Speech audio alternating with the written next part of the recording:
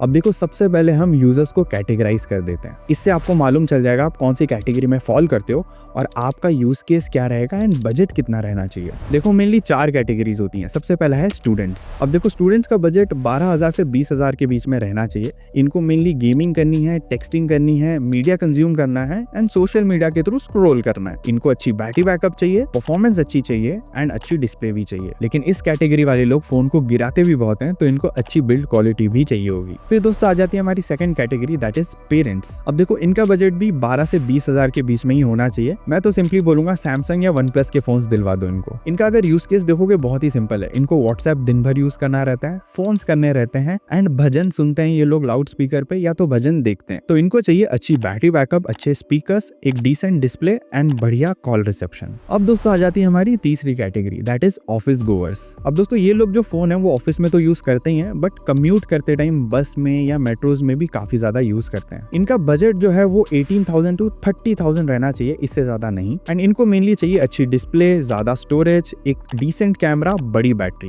And इनके लिए भी कॉलिंग काफी ज्यादा इंपॉर्टेंट है, तो कॉल रिसेप्शन इनको भी अच्छी चाहिए। अब दोस्तों बारी आती है हमारे चौथे कैटेगरी की, that is performance oriented users. इनका बजट 30,000 से ऊपर का ही रहना चाहिए। इसमें मोस्टली फॉल करते हैं content creators, heavy gamers, photo enthusiast या फिर टेक एंथुजियास्ट। इनको चाहिए तगड़ी परफॉर्मेंस, बेस्ट कैमरा, बढ़िया डिस्प्ले और लेटेस्ट फीचर्स। बैटरी बैकअप थोड़ी कम भी होगी तो भी इनको चलेगा। अब देखो, हमने सारी कैटेगरीज जान ली, ये भी जान लिया बजट कितना रखना चाहिए एंड ये भी जान लिया यूज के सिनेरियोस क्या क्या रहता है। सो आप डिसाइड करो आप इनमें से कौन सी कैटेगरी में फॉल करते हो एंड हम फिर आगे बढ़ते हैं सीपीयू की तरफ। देखो, फोन के सीपीयू बहुत ही सिंपल होते हैं समझने के लिए एंड ये लैपटॉप जितने कॉम्प्लिकेटेड नहीं होता है। एंड मार्केट में आपको 2 ब्रांड्स के सीपीयू ही देखने को मिलेंगे। सबसे पहला है क्वालकॉम जो स्नैपड्रैगन सीरीज में अपने सीपीयूज बनाता है एंड दूसरा है मीडियाटेक जो डायमेंसिटी सीरीज में अपने सीपीयूज बनाता है। पहले इनके हालांकि लेकिन हीलियो सीरीज भी आते थे, बट वो सारे 4G सीपीयूज हैं एंड मैं उनकी बात इस वीडियो में नहीं करने वाला हूँ। तो सबसे पहले हम स्नैपड्रैगन सीपीयूज को समझते हैं। देखो, इनका नेमिंग बहुत ही सिंपल है। जो पुराने प्रोसेसर्स आते थे स्नैपड्रैगन के, लाइक 460, 665 या 750 या फिर 845, इनमें जैसे ही आप लेफ्ट टू राइट मूव करोगे तो जो सबसे पहला डिजिट है वो इसकी सीरीज है। लाइक 460 में 4, 665 में 6, 845 में 8। ये नंबर जितना बढ़ता रहेगा उतना आपके लिए बेहतर। एंड उसी नंबर के राइट साइड में आपको 2 डिजिट्स और मिल जाएंगे। एंड ये मान के चलो परफॉर्मेंस स्कोर है, ये भी जितना ज्यादा रहेगा उतना आपके लिए बेहतर। सीरीज 4 एंट्री लेवल है, series 6 and 7 mid range and upper mid range में आ जाता है एंड सीरीज 8 जो है वो भाई फ्लैगशिप लेवल है। लेकिन कुछ सालों पहले स्नैपड्रैगन ने अपने सीपीयूज का नाम थोड़ा चेंज कर दिया। अब आता है स्नैपड्रैगन 6 Gen 1, स्नैपड्रैगन 7 Gen 2 या स्नैपड्रैगन 8 Gen 3। तो स्नैपड्रैगन के बाद जो फर्स्ट नंबर है वो भाई है सीरीज, लाइक 6, 7 एंड 8। ये नंबर जितना ज्यादा रहेगा उतना बेहतर। उसके बाद आता है जेन मतलब जनरेशन एंड जेन के बाद लिखा रहता है generation number, like Gen 1, Gen 2 and Gen 3। ये नंबर जितना ज्यादा रहेगा उतना बेहतर। अब देखो, कभी कभार आपने एक अल्फाबेट देखा होगा, मतलब 730G लिखा रहता है। जो G है इसका मतलब है वो ग्राफिक कार्ड में अच्छा है एंड उसमें गेमिंग बढ़िया होगी। लेकिन कभी कभार आपने प्लस साइन भी देखा होगा। प्लस साइन का सिंपल मतलब होता है थोड़ा सा ओवरक्लॉक्ड वर्जन है। एंड कभी कभार आपने S लिखा हुआ देखा होगा, लाइक स्नैपड्रैगन 7S Gen 2। ये जो S सीरीज है ये थोड़ी वीकर सीरीज होती है देन द बेस वेरिएंट। मतलब Snapdragon 7S Gen 2 is actually weaker then Snapdragon 7 Gen 2। तो ये है स्नैपड्रैगन की लाइनअप। अब अगर हम डायमेंसिटी की तरफ चलें तो वहां पे 6000, 7000, 8000, 9000 लिखा रहता है। Like Dimensity 6300, 7200, 9300। तो इन नंबर्स में लेफ्ट टू राइट मूव करते टाइम जो फर्स्ट डिजिट आता है वो इसकी सीरीज होती है। लाइक 6300 में 6 लिखा है, मतलब ये 6000 सीरीज है। अगर 7 लिखा होता तो ये 7000 series and so on and so fourth. ये नंबर जितना बढ़ता रहेगा उतना आपके लिए बेहतर।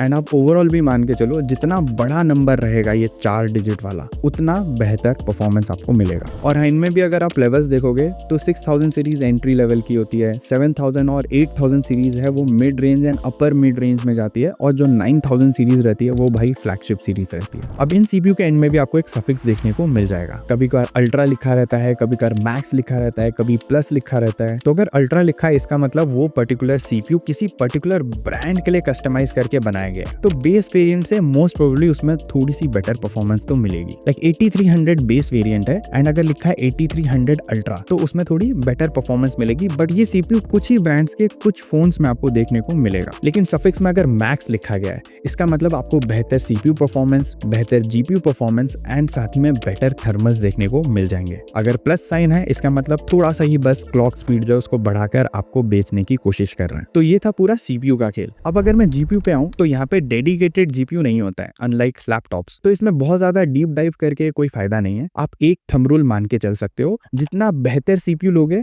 उतना बेहतर आपको उसमें GPU लगा हुआ मिल जाएगा। लेकिन अगर आपको एक थोड़ा सा आइडिया दे दूं तो जितने भी स्नैपड्रैगन CPUs आते हैं उन सब में एड्रीनो GPU मिल जाता है, लाइक एड्रीनो 730, एड्रीनो 610, एंड जितने भी डायमेंसिटी या फिर एक्सिनोस वाले CPU आते हैं उनमें आपको माली नाम का GPU मिल जाता है, लाइक माली G57 या माली G610। और हाँ, एड्रीनो के 700 सीरीज मोस्टली फ्लैगशिप सीरीज होते हैं, एंड वहीं पे डायमेंसिटी के जो इमॉर्टलिस सीरीज होते हैं वो फ्लैगशिप लेवल के GPU होता है। सो CPU एंड GPU के बारे में हम समझ गए। प्रो टिप यही दूंगा, जितना बेहतर CPU लोगे ऑटोमेटिकली आपको उतना बेहतर GPU भी मिल जाएगा उस फोन में। लेकिन जो फोन की परफॉर्मेंस होती है वो सिर्फ CPU पे डिपेंडेंट नहीं होती है, वो रोम पे भी डिपेंडेंट होती है। अब रोम का फुल फॉर्म क्या होता है? Read only memory. तो हमको फोन खरीदते टाइम CPU भी देखना है और उसका UFS वर्जन भी देखना है। लेकिन अगर पहले CPU की बात करूं तो आप उनकी परफॉर्मेंस स्कोर्स भी देख सकते हो, जिनको हम Antutu स्कोर्स भी बोलते हैं। ये आपको एक आइडिया तो दिलवा देगा कि आपका फोन किस तरह परफॉर्म करने वाला है, और इसको बहुत ही सिंपल तरीके से मैंने ब्रेक डाउन कर रखा है। देखो, अगर आपका बजट 10,000 रुपए तक का है देन 4.5 लाख से 5 लाख तक का ये स्कोर होना चाहिए। अगर आपका बजट 15 से 20,000 रुपए तक का है देन जो स्कोर है वो 6.5 लाख टू 8 लाख होना चाहिए। आपका अगर बजट 20 से 25,000 तक का है देन आपको चेक करना है जो स्कोर है वो 11 लाख से 15 लाख का होना चाहिए, या बोल सकते हो 1.1 मिलियन टू 1.5 मिलियन। अगर आपका बजट 30 से 35,000 का है देन आपको चेक करना है स्कोर 15 लाख से 18 लाख का होना चाहिए। एंड फिर अगर आपका बजट 40 से 45,000 का है, मतलब 45,000 तक का, देन आपको चेक करना है स्कोर जो है वो 18 लाख टू 25 लाख होना चाहिए। एंड अगर आपका बजट 50,000 से ऊपर का है देन जो फोन आप चूज कर रहे हो मेक श्योर उसमें भाई एटलीस्ट 24 लाख का स्कोर तो होना ही चाहिए, उससे ऊपर मिलेगा तो बेहतर। लेकिन ये सारे स्कोर्स चेक कहाँ करना है? सिंपली गूगल पे जाओ, फोन का नाम लिखो एंड उसका CPU का नाम लिख दो और साइड में लिख दो Antutu स्कोर। आपको दिख जाएगा इजीली उसका क्या स्कोर है, ठीक है। एंड आप बाकी फोन्स का स्कोर भी चेकआउट कर सकते हो इस पर्टिकुलर वेबसाइट पे। अब दोस्तों अगर UFS की बात करूं तो यहाँ पे भी मामला बहुत ही सिंपल है। देखो, अगर आपका बजट 20,000 से नीचे तक का है आपको UFS 2.2 देखना है। UFS 3.1 भी कुछ फोन्स में मिल जाएंगे बट उसमें फिर बाकी फीचर्स कबाड़े वाले देने वाले हैं, तो उनको कंसिडर नहीं करना। आप मान के चलो 20,000 से नीचे अगर आप फोन देख रहे हो तो UFS 2.2 तो एटलीस्ट होना चाहिए। अगर आपका बजट 30,000 रुपीज तक का है देन UFS 3.1 लेना है आपको। अगर आपका बजट 40,000 रुपीज तक का है देन UFS 3.1 एंड UFS 4 आप देख सकते हो। एंड अगर आपका बजट 40,000 45,000 से ऊपर का है देन UFS 4 एंड उसके ऊपर वाले वर्जन ही देखने, मतलब अभी तो 4.1 ही चल रहा है, 4.2 आया नहीं है, तो यही सारे UFS वर्जन आपको देखने हैं। लेकिन there is a catch, UFS 4 and above जितने भी हैं वो सब सिर्फ 256 GB वेरिएंट के साथ ही आते हैं, 128 GB वेरिएंट में वो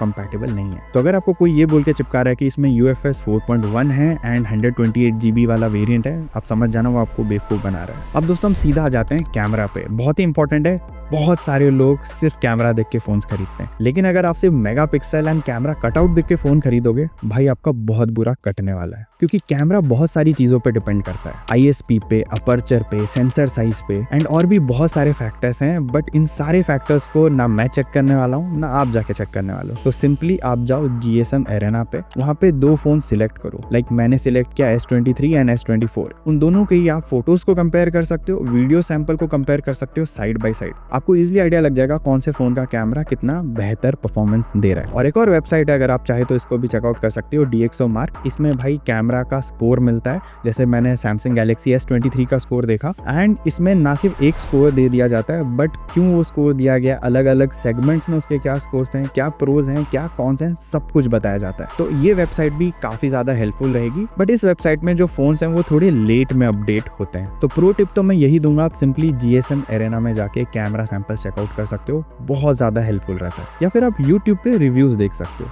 वो भी काफी ज्यादा हेल्प कर देंगे आपको। अब दोस्तों हम ऑपरेटिंग सिस्टम पे आ जाते हैं, क्योंकि ऑपरेटिंग सिस्टम काफी ज्यादा सब्जेक्टिव भी है एंड बहुत लोग इंटरेस्टेड भी हैं एंड काफी ज्यादा कंफ्यूजिंग भी है मामला। देखो मेरे हिसाब से ऑपरेटिंग सिस्टम मेनली 3 चीजों पे ही डिपेंड करता है। एक तो है फीचर्स कितने मिल रहे हैं, दूसरा है कितनी फ्रीक्वेंटली अपडेट्स आ रहे हैं एंड तीसरा है ब्लोटवेयर्स कितने ज्यादा हैं। अब जो ब्लोटवेयर्स वाली चीज है उसको हम इतना ज्यादा कंसिडर नहीं करेंगे, क्योंकि ब्लोटवेयर्स भाई 2 मिनट में हम इंस्टॉल कर सकते हैं मोस्टली सारे फोन से। तो ऑपरेटिंग सिस्टम अब सिर्फ 2 चीजों पर डिपेंड करता है, एक है फीचर्स एंड दूसरा है फ्रीक्वेंट अपडेट्स। तो देखो दोस्तों, मैंने बहुत सारी रिसर्च करके आपके लिए एक टेबल बनाई है, आप इस टेबल को देख सकते हो एंड ये डिक्रीजिंग ऑर्डर में है रैंकिंग, मतलब जो सबसे बेस्ट ऑपरेटिंग सिस्टम है वो टॉप पे एंड जो सबसे बेकार ऑपरेटिंग सिस्टम है वो सबसे नीचे। अब दोस्तों फाइनली हम बैटरी एंड डिस्प्ले के बारे में बात करते हैं। तो देखो बैटरी एंड डिस्प्ले मोस्टली सारे फोन्स में आजकल तगड़ा मिल रहा है। बैटरी को अगर मैं कंसीडर करूं, जब भी आप फोन खरीद रहे हो या फिर आप फोन रिसीव कर रहे हो ऑनलाइन खरीदने के बाद, तो आपको देखना मैन्युफैक्चरिंग ईयर क्या है। अगर 1.5 साल से ज्यादा का मैन्युफैक्चरिंग ईयर है, आप उस फोन को रिजेक्ट कर सकते हो,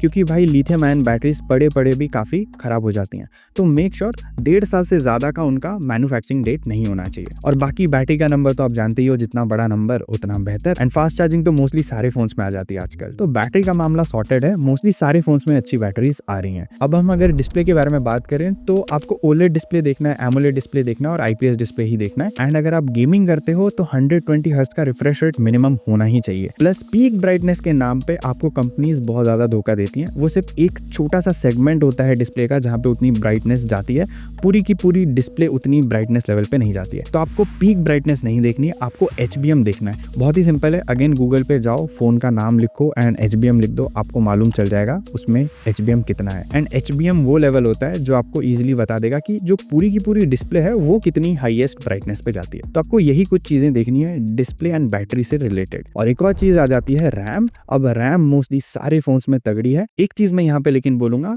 वर्चुअल रैम देख के फोन मत खरीदना। मतलब अगर लिखा गया कि 8 GB की रैम है और 12 GB की वर्चुअल रैम है, भाई वर्चुअल रैम हटा दो, वो यूजलेस है, उसको कंसीडर ही मत करना। आप मान के चलो वो 8 GB की रैम ही दे रहा है। तो बस रैम आपको देखना है। एंड मोस्टली जो रैम आती है वो LPDDR4X रैम्स आती हैं एंड मोस्टली सारे फोन्स में आपको रैम तो तगड़ी मिल ही जाती है। एंड फाइनली एक चीज जो बहुत ही ज्यादा इंपॉर्टेंट है एंड मैंने बहुत रिसर्च करके एक ग्राफ बनाया है, ये आपको हेल्प करेगा। एंड जिस चीज के बारे में मैं बात कर रहा हूँ that is called after sale service. तो अगर आप ग्राफ देखोगे यू विल बी सरप्राइज्ड कि ओप्पो एक्चुअली में इंडिया में बेस्ट आफ्टर सेल सर्विस देता है, followed by Samsung, Xiaomi, Vivo etcetera. And ये जो ग्राफ बनाया मैंने, ये डिपेंड करती है प्राइसिंग पे, ट्रांसपेरेंसी पे, मतलब भाई कस्टमर को खुल के बता रहे हैं या नहीं बता रहे हैं कि क्या पार्ट चेंज कर रहे हैं, क्यों चेंज कर रहे हैं, ऑल दैट। प्लस कितने सारे सिटीज में ये इजीली एक्सेसिबल है, प्रॉम्प्ट कितने हैं एंड इफेक्टिव कितने हैं, ये सारी चीजों को कंसिडर करते हुए मैंने ये ग्राफ बना रखा है। एंड आप देख सकते हो ग्राफ, इस ग्राफ का आप स्क्रीनशॉट रख सकते हो, आपको ये डेफिनेटली हेल्प करेगा टू डिटरमाइन आपको कौन सा फोन खरीदना है। और हाँ, अभी आईफोन्स वाले भी आएंगे एंड बोलेंगे भाई हमारे लिए भी कुछ बता दो। अभी के टाइम पे आईफोन 17 सबसे ज्यादा वैल्यू फॉर मनी है and even iPhone 16 pro max. और अगर आपको आईफोन 14 खरीदने का मन है, मैं बोलूंगा प्लीज मत खरीदना, आईफोन 13 ले लो।